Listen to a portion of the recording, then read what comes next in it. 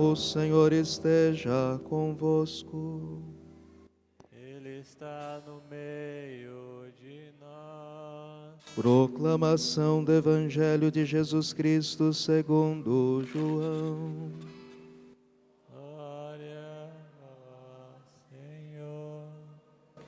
Naquele tempo, Jesus disse a seus discípulos: Eu sou a videira verdadeira, e meu Pai é o agricultor. Todo ramo que em mim não dá fruto, ele o corta, e todo ramo que dá fruto, ele o limpa, para que dê mais fruto ainda. Vós já estáis limpos por causa da palavra que eu vos falei. Permanecei em mim, e eu permanecerei em vós. Como o ramo não pode dar fruto por si mesmo, se não permanecer na videira, assim também vós não podereis dar fruto, se não permanecerdes em mim. Eu sou a videira e vós os ramos. Aquele que permanece em mim e eu nele, esse produz muito fruto, porque sem mim nada podeis fazer. Quem não permanecer em mim, será lançado fora como um ramo e secará. Tais ramos são recolhidos, lançados no fogo e queimados. Se permanecerdes em mim, e minhas palavras permanecerem em vós, pedi o que quiserdes e vos será dado. Nisto meu Pai é glorificado, que deis muito fruto e vos torneis meus discípulos. Palavra da salvação. Glória a vós, Senhor.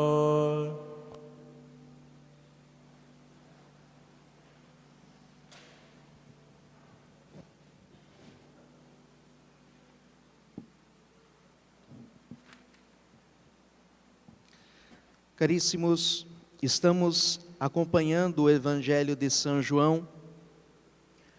Lá no capítulo 6, nosso Senhor Jesus vai se mostrar como o pão da vida eterna, e vai dizer: o meu corpo é verdadeira comida, o meu sangue verdadeira bebida. Depois, no capítulo 10, nós encontramos o capítulo do bom pastor. Jesus é o bom pastor que dá vida pelas suas ovelhas. E agora no capítulo 15, nosso Senhor Jesus vai dizer que é a videira verdadeira. E ele vai usar esta comparação, esta parábola, justamente para falar da nossa união com Ele. O verbo permanecer aparece nesse evangelho, se eu não errei nas contas, 7 vezes. 7 vezes nosso Senhor Jesus fala, repete o verbo permanecer. É necessário permanecer nele, unidos a Ele, senão nós não seremos capazes de dar frutos. Se você pegar o galho da mangueira, tirar lá um pedaço, cortar um pedaço, e deixa lá em cima de uma mesa e espere que vai dar manga. Não vai dar manga. Não tem como. É impossível. Assim também na nossa vida. Se nós não estivermos unidos a Jesus, como um galho está unido ao caule, como um galho está unido à árvore, não tem como nós darmos frutos de vida espiritual, nós sermos verdadeiramente discípulos de nosso Senhor Jesus. Porque, como Jesus disse no final do Evangelho, esta é a vontade do Pai, que deis muito fruto e vos tornei meus discípulos. O discípulo de nosso Senhor Jesus está unido a Ele. Mas esta união não é um sentimento. Esse é o problema da nossa época. Nós damos mais ibope, mais atenção, melhor dizendo, para aquilo que nós sentimos, do que propriamente para aquilo que está acontecendo. A gente sente que ama Jesus, então está tudo resolvido. A minha vida está um bagaço, mas eu tenho Deus no coração. Mas isso é um sentimento, meu irmão. E de sentimentos não se constrói nada, porque os sentimentos mudam. Hoje de manhã cedo você levanta apaixonado por Jesus, quero ir na missa, rezar o rosário completo. Amanhã você não quer mais nada. Para estarmos unidos a nosso Senhor, é necessário mais do que sentimentos. Por isso, na primeira carta que nós ouvimos, a leitura da primeira carta de São João, João nos dá esse conselho: filhinhos, não amemos só com palavras e de boca, só com sentimentos, mas com ações e de verdade. A nossa união com o nosso Senhor é algo bem concreto. Como é que nós percebemos se nós estamos unidos mesmo a nosso Senhor? É na vida, não é nos sentimentos, é na vida do dia a dia que se mostra se nós estamos unidos a nosso Senhor ou não. Se nós estamos unidos a nosso Senhor, existe algo de Deus na nossa vida, nos meus atos, mesmo que sejam coisas pequenas, mesmo que sejam coisas humildes, mas eu percebo a graça de Deus agindo em mim.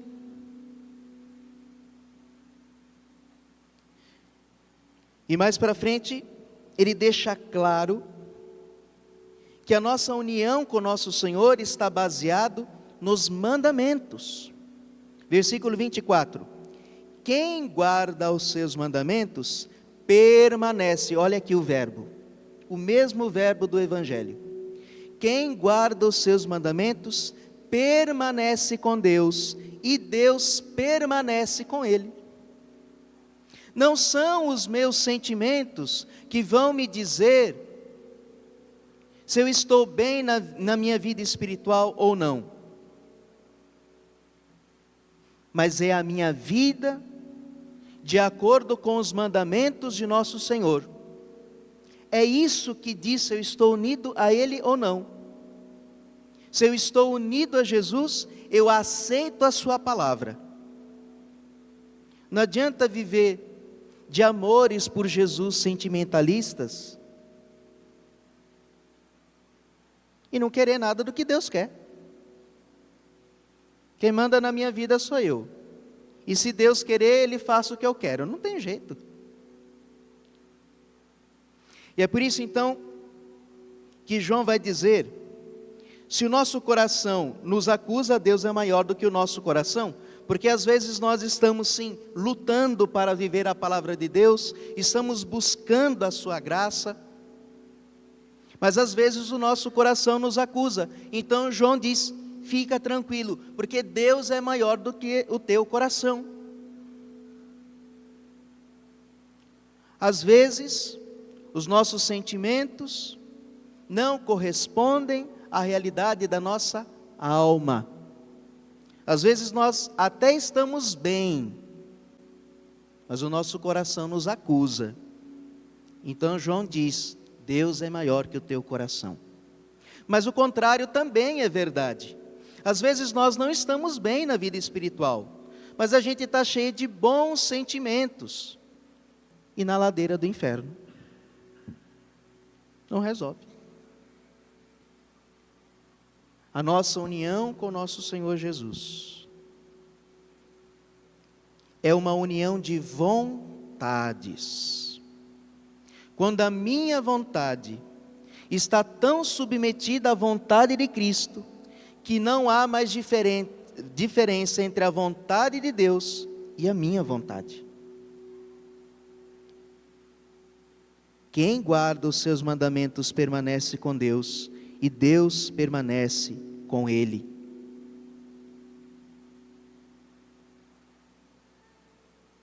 Só que, agora presta atenção no pulo do gato. Para que nós possamos alcançar isso, é necessário oração. Porque não adianta apenas ter o bom propósito, tá bom, eu vou viver unido a Jesus, e eu quero que a vontade de Deus seja a minha vontade. Sem a graça de Deus, porque isso é uma graça, ninguém consegue isso pelas suas próprias forças. É necessário um auxílio do Espírito Santo. Mas a graça Deus só dá a quem as pede. Então é necessário rezar, e rezar muito. Se nós não tivermos uma vida de oração, nós não teremos força para fazer a vontade de Deus, e consequentemente não conseguiremos estar unidos a Jesus. Santo Afonso Maria de Ligório, no seu livro A Oração, ele vai falar justamente sobre isso. Que Deus dá as suas graças àqueles que pedem.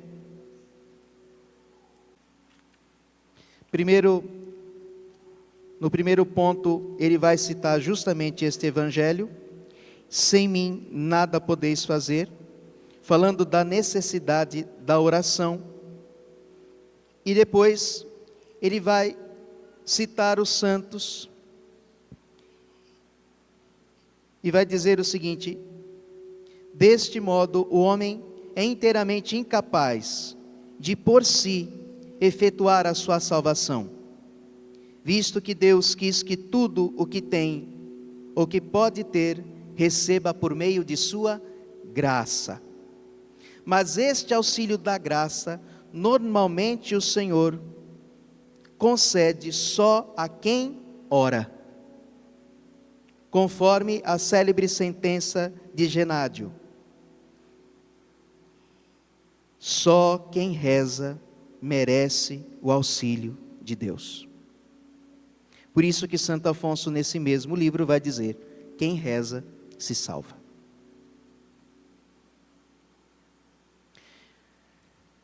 Existem 3 tipos de católicos. Aqueles católicos que estão longe da vida sacramental, não reza, ou reza mais ou menos lá de vez em quando, mas não confessa, não comunga, vem pouco na igreja. Mas tem aqueles outros que estão um pouquinho melhor, que até se confessa com certa regularidade, comunga com certa regularidade, mas não reza. Não reza.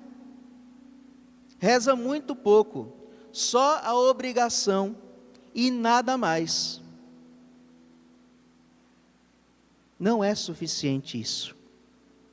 Nós precisamos ter uma vida de oração séria.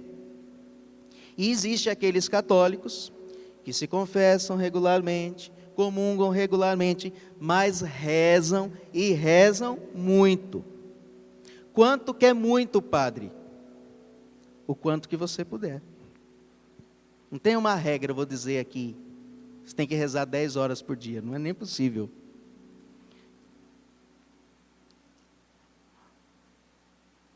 Mas ao menos, com tudo que nós rezarmos durante o dia, deveríamos rezar ao menos 1 hora por dia.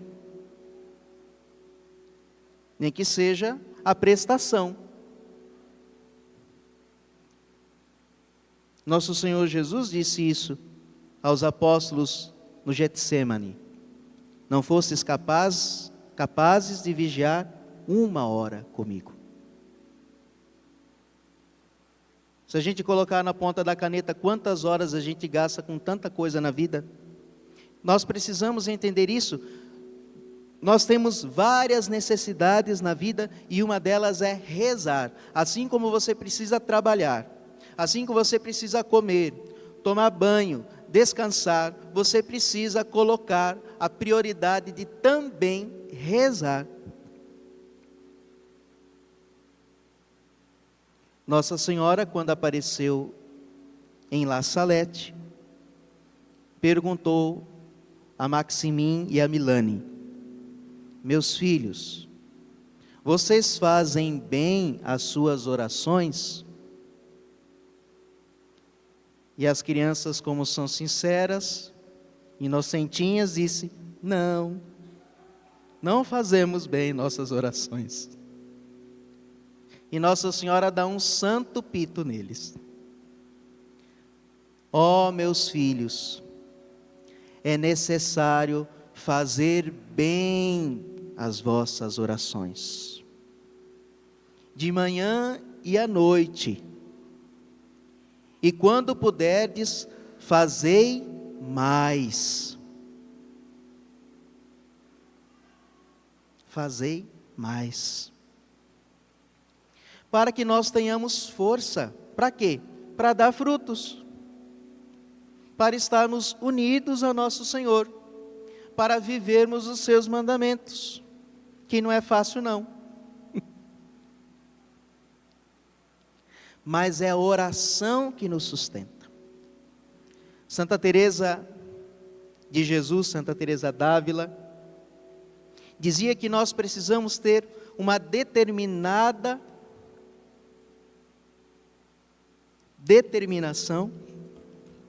de começarmos a rezar e não parar, até nós vermos os frutos de Deus na nossa vida. E ela diz: quando uma alma se determinar a rezar de verdade, o inferno inteiro fará guerra contra ela. Mas não tem problema. Continua. Porque os frutos virão. Os frutos virão. Então rezemos, meus irmãos. Rezemos mais. Comece a rezar com aquelas orações que te traz mais devoção, que toma mais o seu coração, e vai avançando. Vai rezando como puder.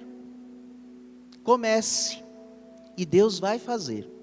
Se você começar, tiver o propósito de rezar bem, de rezar melhor, Deus vai fazer o resto.